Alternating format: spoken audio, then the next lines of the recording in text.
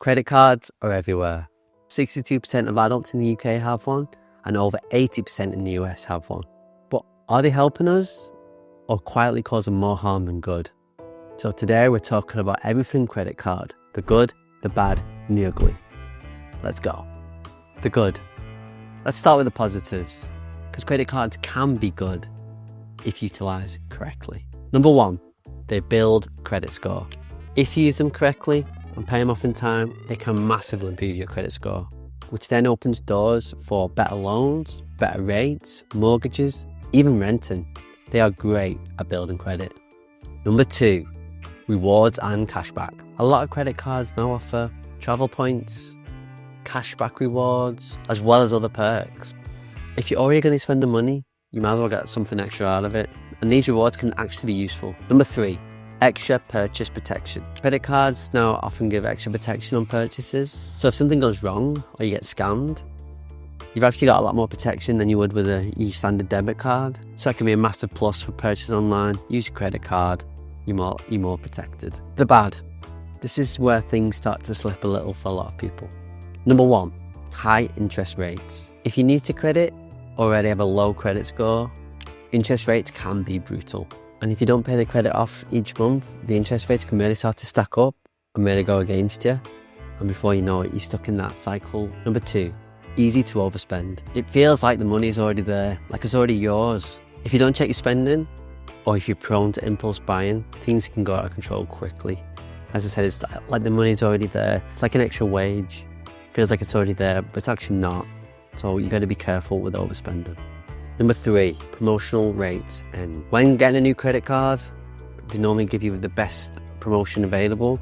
And a lot of times it's at a 0% or a low interest percent rate, which are great if you utilise them correctly. You can take advantage of them and then pay barely interest or no interest at all. But they come to an end.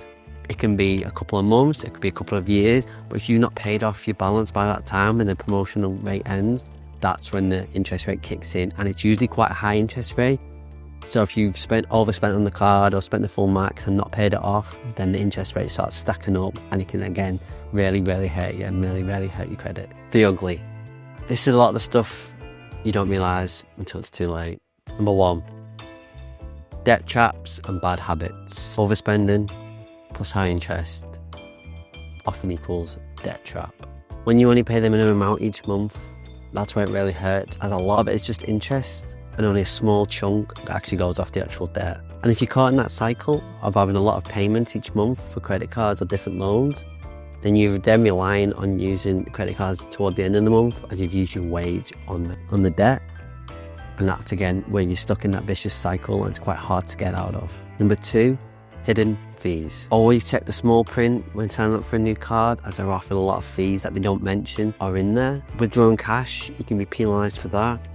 Spending abroad, sending money abroad, you've got to really be careful what you use your credit card for and with, as like I said, a lot of the fees are hidden and they can add up, and then before you know it, your balance is gone due to not using your card correctly. Number three, damage to your credit score. As we said in the start, credit cards can be really good for building credit, but the opposite of that is true as well, that if they're not used correctly, they can really damage your credit score. Things such as late payments, missed payments, being close to your limit all negatively affect your credit score. So if you are caught in that vicious cycle of you relying on cards each month, this is where your credit score could be hurt. And these can have knock-on effects, so you can't get better promotions, better loans, new loans, mortgages, rent, cars, phones, whatever it may be, depending on how bad your credit is. It can have a real knock-on effect later in life. Number four, minimum payments can take years. This one is the one that always shocks me the most when I first found out. You think minimum payments, you can pay it off in a reasonable amount of time by just doing the minimum, but like I said earlier, a lot of the minimum payment is interest. Only a small amount of the minimum payment goes towards the actual debt. That's why it can take years.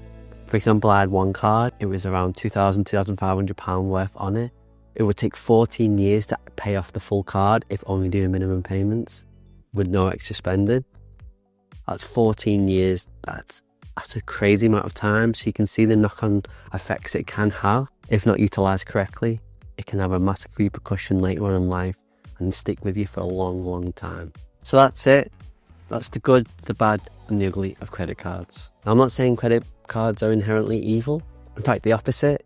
I think the positives outweigh the negatives if used correctly. If you can pay them off in full each month to stay on top of your spending and utilise the perks, then I think you'd have a massive advantage on your spending and on your credit. But if you're not good with budgeting, tend to overspend, then that's where I think the negatives can have a massive impact on you and your credit score. And then it's way too easy to fall into the trap without even realising it. So yeah, that is it. On this channel, it's about being better than yesterday and learning from your mistakes or other people's mistakes, i.e. mine. And that's what I want to do. I want to help everyone as best I can to be better than yesterday. So thank you for watching. If you are struggling with debt or want a quick budget spreadsheet, then click on this video here where I talk about how I use ChatGPT to help me get out of debt. I also have a spreadsheet you can download and use to keep track of your own spending and your own cards. Thank you. Until next time.